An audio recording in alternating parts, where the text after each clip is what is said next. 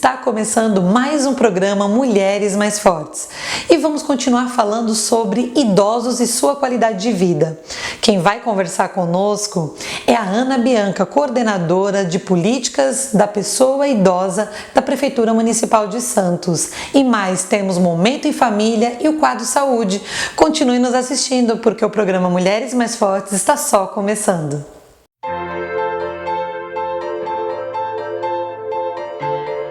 Temos muito para falar sobre idosos e idosas e a sua qualidade de vida.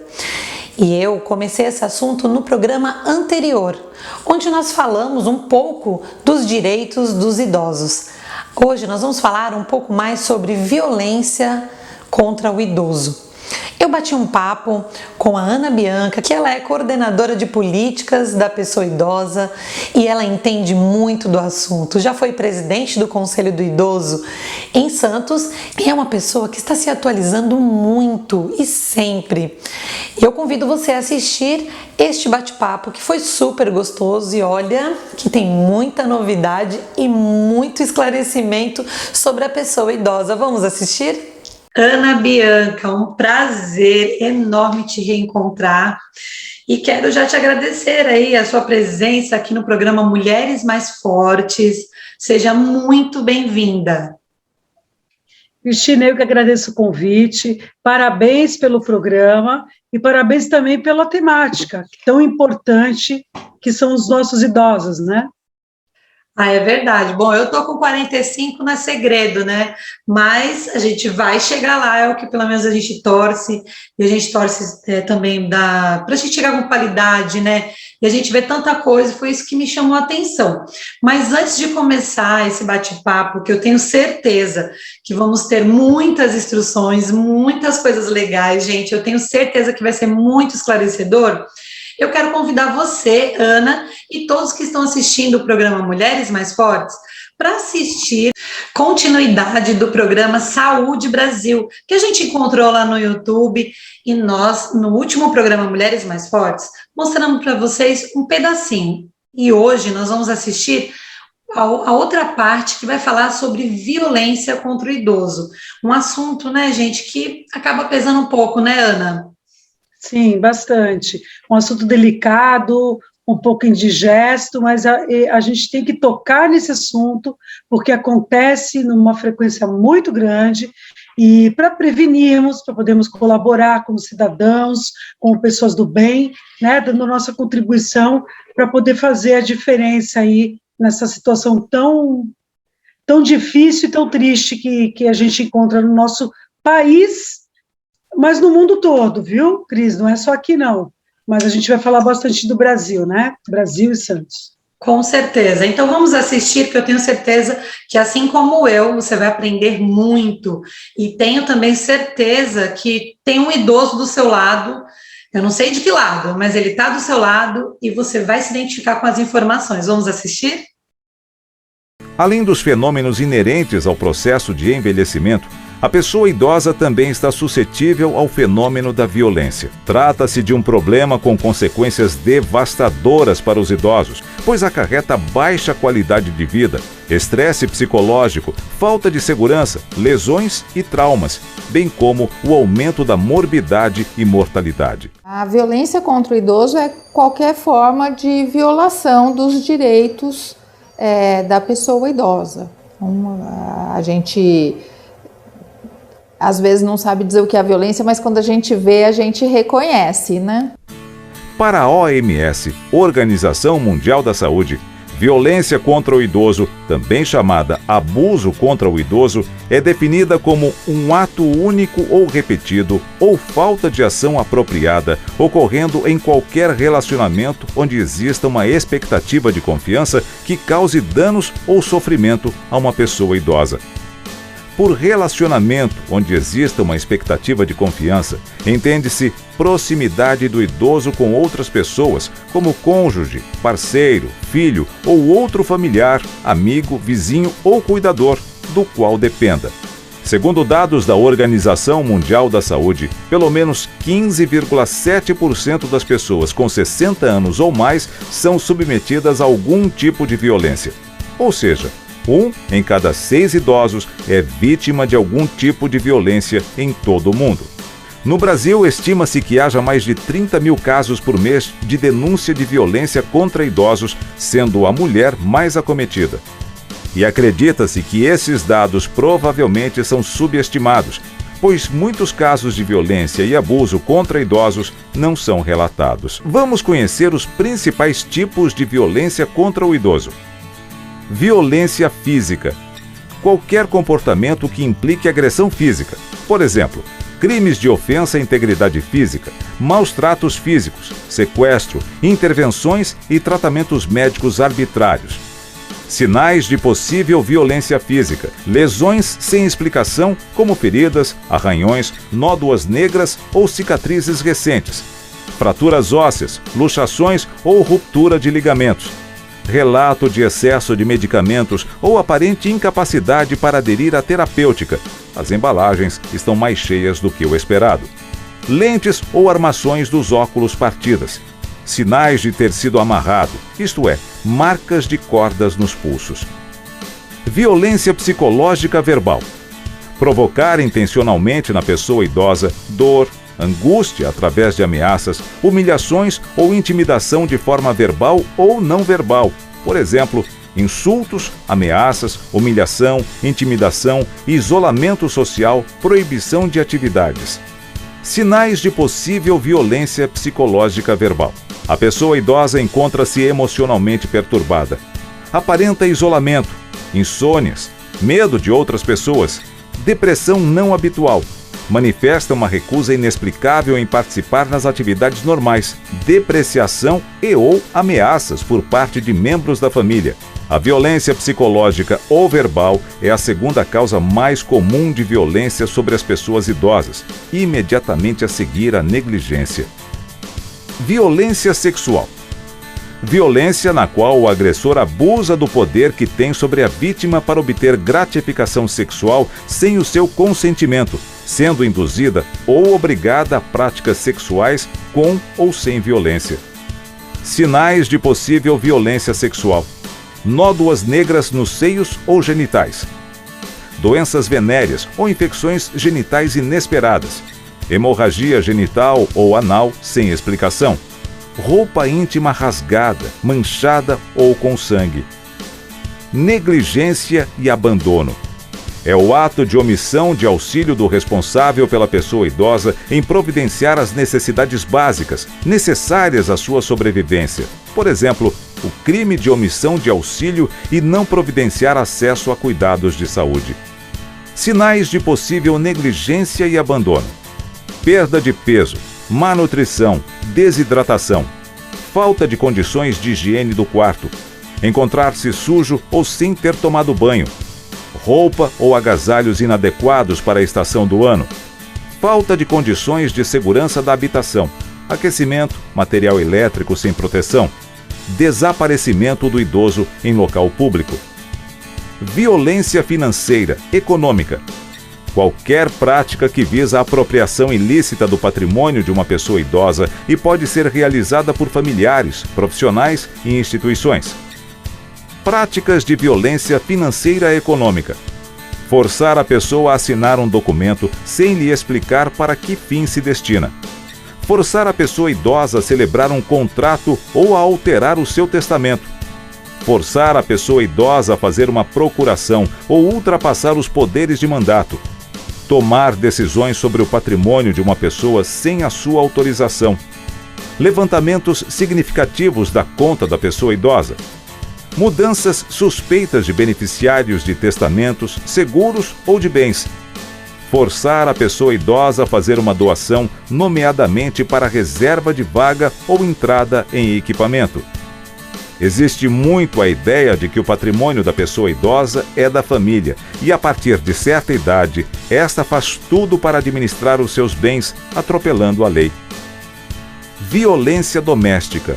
Infligir, de forma continuada ou não, maus tratos físicos ou psíquicos à pessoa particularmente indefesa em razão da sua idade ou dependência econômica que consigo coabite.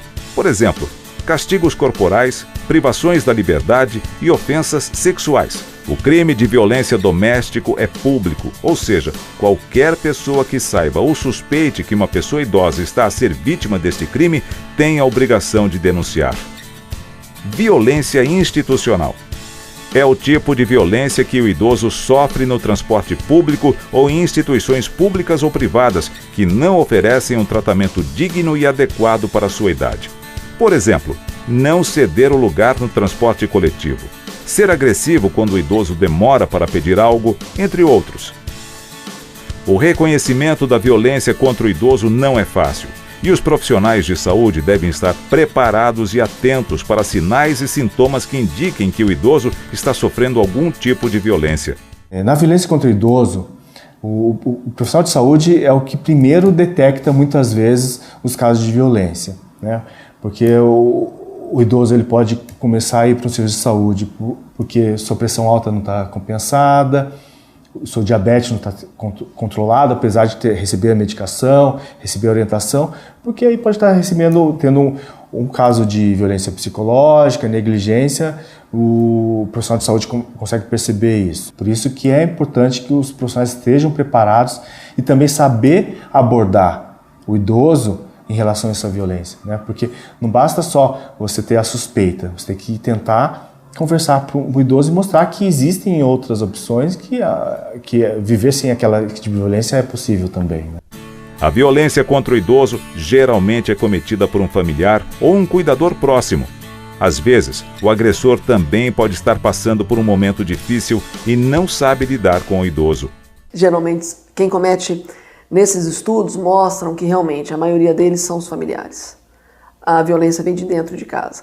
E mais uma vez, isso é uma situação muito complexa. A gente também tem alguns casos que acabam sendo denunciados como violência contra o idoso, que quando a gente vai apurar melhor, a gente vê que é um cuidador que está submetido a uma dose muito grande de estresse, porque é um filho único, que é a única pessoa que cuida 24 horas por dia, 7 dias por semana, 12 meses por ano. Então, essa pessoa começa a ficar cansada, porque às vezes o idoso dá muito trabalho.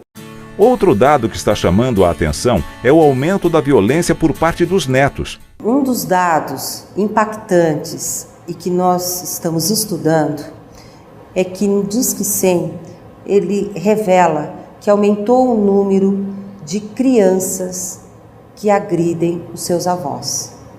Este número, até bem pouco tempo, não existia. De 2017 para cá, a gente viu esse número crescente de crianças, né? De crianças agredindo os avós. A violência contra o idoso é crime previsto em lei. Vocês perceberam que o assunto é muito sério. E eu já quero começar esse bate-papo perguntando para a Ana qual o tipo de violência contra o idoso que é mais frequente. Ana, conta para a gente. Bom, eu vou falar bastante de Santos, que é onde é a minha área de atuação, né? Você sabe que Santos tem mais de 97 mil idosos, 22,63% da população, e que é acima da média do Brasil, que é de 15%.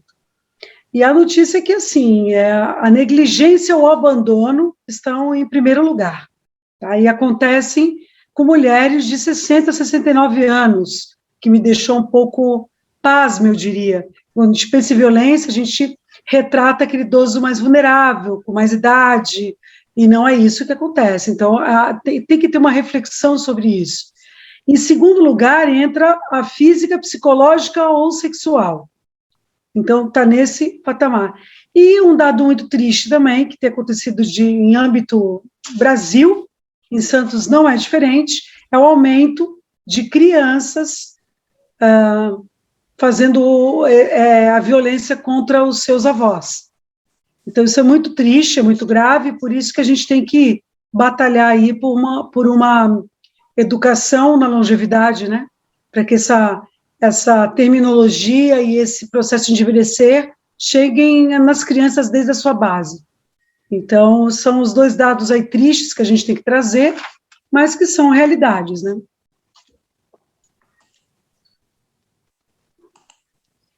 E Ana, quando que você percebe uma violência contra a pessoa idosa, assim, o que que a gente tem que fazer, né? Porque é difícil. Nós vimos no vídeo que a gente não pode negligenciar, a gente não pode se omitir, que é crime do mesmo jeito, né? Aqui no programa Mulheres Mais Fortes a gente fala muito da violência contra a mulher, né? Uma coisa que eu não me omito de jeito nenhum.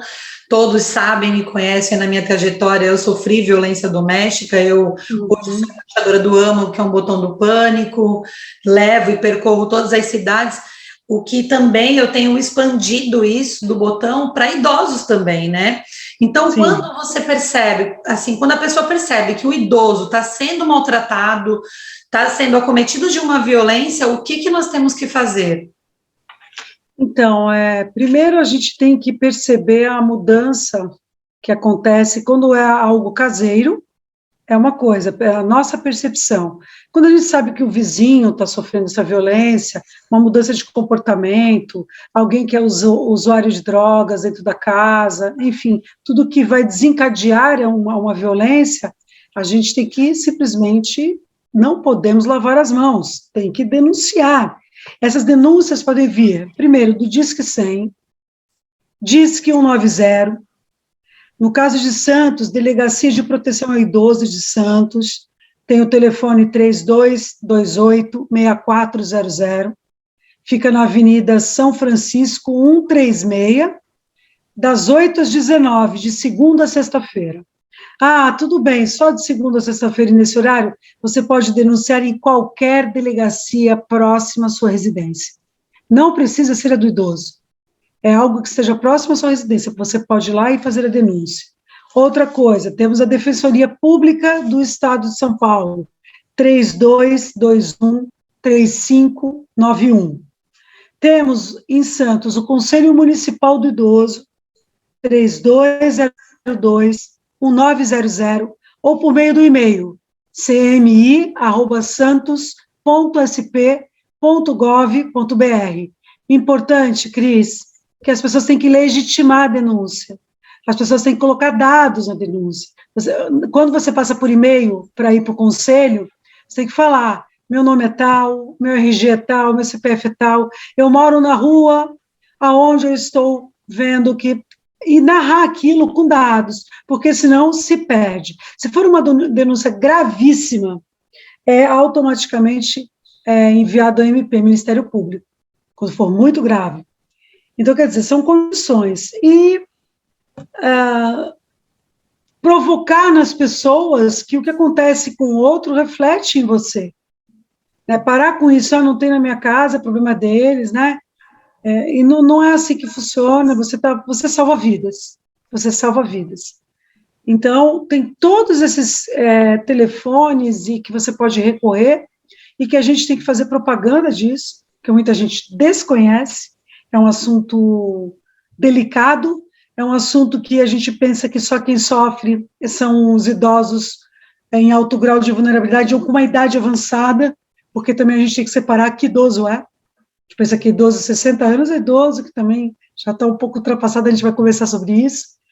Mas eu me choquei também porque é indiferente ser um idoso jovem ou ser um idoso com mais idade.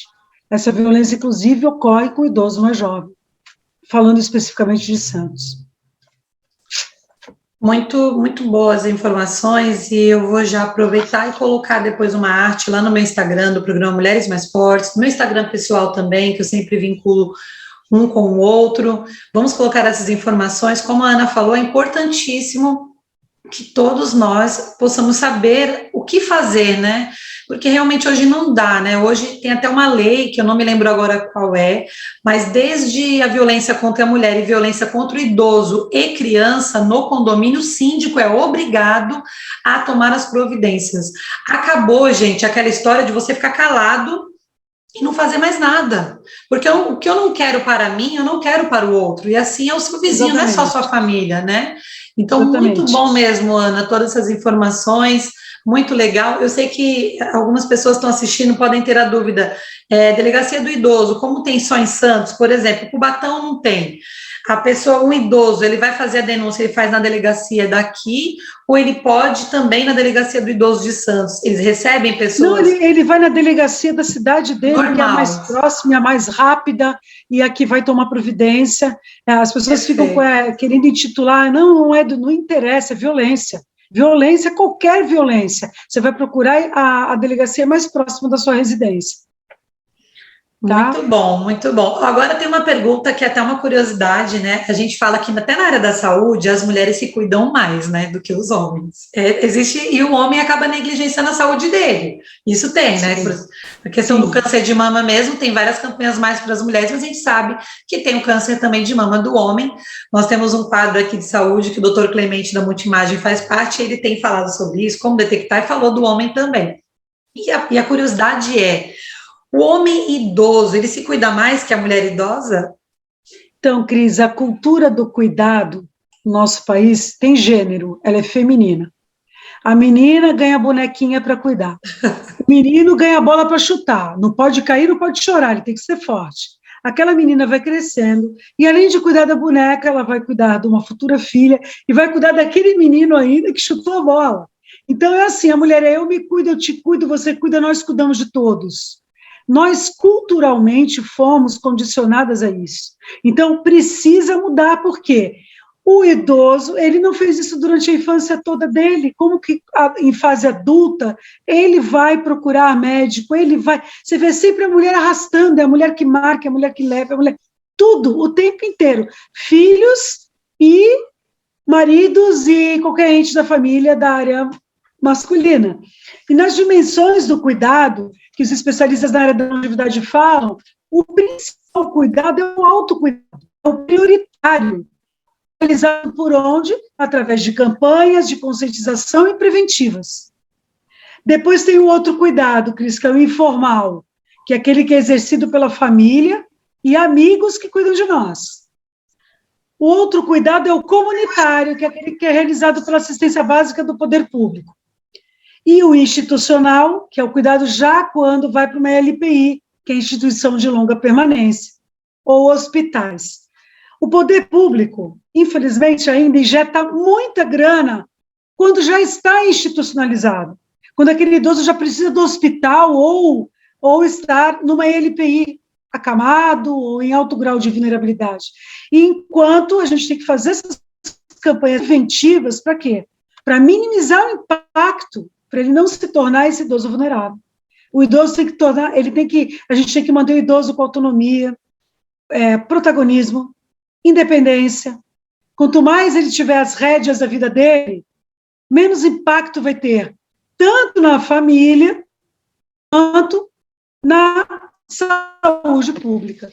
Então, isso é muito importante a gente divulgar. E a gente tem a notícia boa, que é a seguinte: a vida é feita de escolhas. E alguns fatores determinantes para o crescimento ativo e saudável.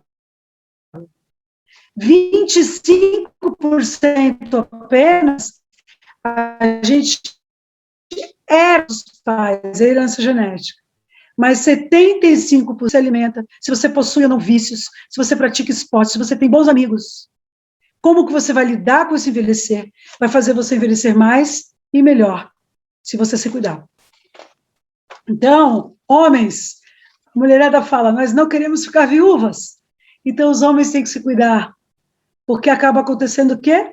As mulheres ficam viúvas e acabam vivendo muito mais por se cuidarem, por essa cultura.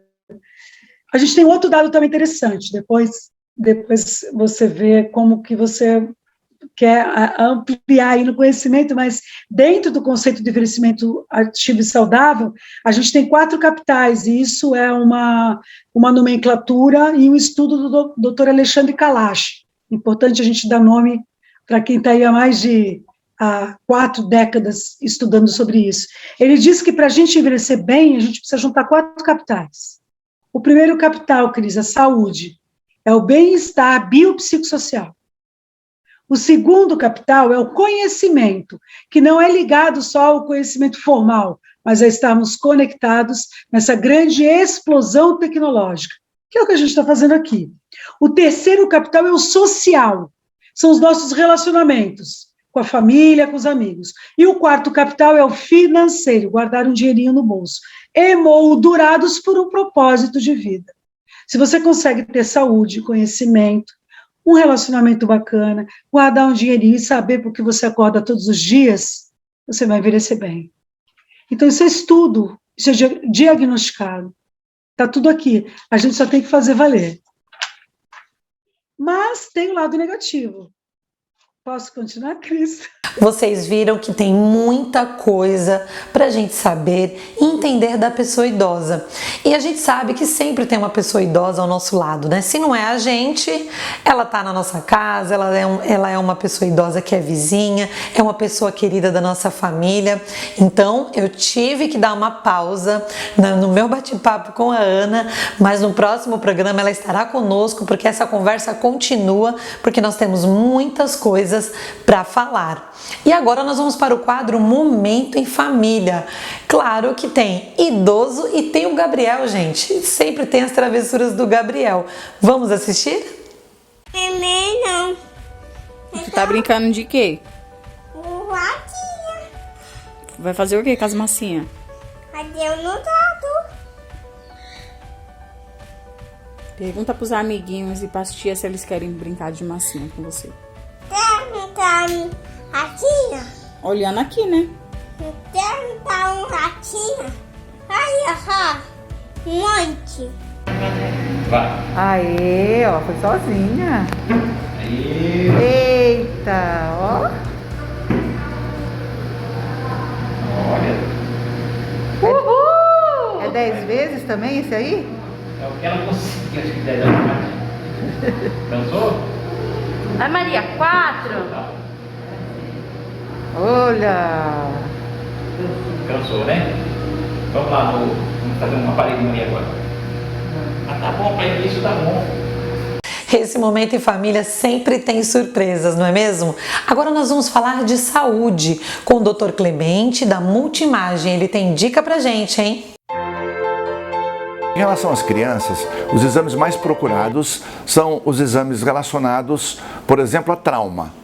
Dependendo do trauma, a gente utiliza, se for suspeito de uma fratura, por exemplo, a gente pode usar o raio-x simples. Se houver dúvida, a gente pode usar a tomografia computadorizada, que é muito mais sensível ao diagnóstico. Se for algum entorse, alguma suspeita de ruptura ou lesão ligamentar, nós usamos a ressonância magnética. E outra coisa que é muito comum são as pneumonias, né? As rinites, as pneumonias. Então aí, normalmente se faz um exame simples do tórax, um raio-x simples do tórax, e faz o diagnóstico se tem ou não pneumonia. Um outro aspecto importante que está relacionado à rinite, otite, é a sinusite, né? Ou sinusopatia. E o exame ideal para fazer esse diagnóstico é a tomografia computadorizada, que realmente determina qual a localização da sinusite para posterior tratamento precoce.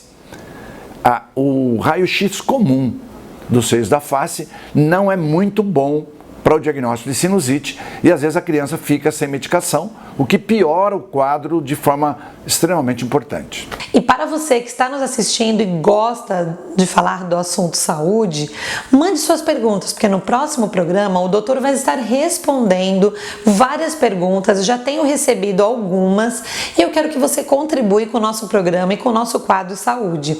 Mande para o nosso e-mail que nós vamos estar respondendo com o maior prazer, quero dizer, o doutor Clemente vai estar respondendo, né? Muito obrigada, doutor Clemente. E o programa Mulheres Mais Fortes já está chegando ao fim.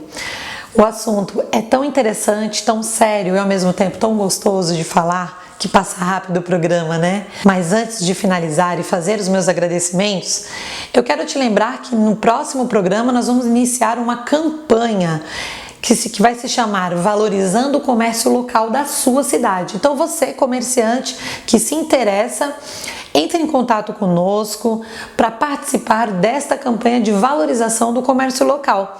Nós já temos alguns comércios e vale a pena você participar para mostrar a sua marca, mostrar a sua loja, o seu estabelecimento e os seus serviços. Os meus agradecimentos especiais a você que nos assiste todos os domingos na TV Unisantos às 14h30 e também, claro, a todos que nos seguem nas redes sociais. O meu muito obrigado de coração.